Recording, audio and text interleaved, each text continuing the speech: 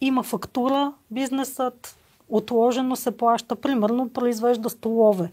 Идва голям клиент, изработвани са столовете, предадени са на клиента, обаче той казва ми 90 дни отложено плащане. Да, обаче този малък бизнес, за да си изчака за 90 дни парите, не може да си продължи оборотния цикъл. Ако трябва да отиде в обикновена финансова институция, това означава да бъде одобрен лимит, да бъде изчакано, така както действа големия факторинг.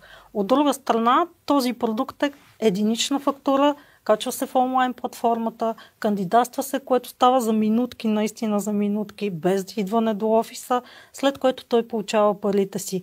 Без ангажимент, без обвързване, напълно безплатно е кандидатстването. Той получава оферта, която отново е напълно безплатна и вече, ако прецени, че тази оферта го устройва, тогава подписва договор само единствено за тази фактура, че ще бъде финансирана от нас.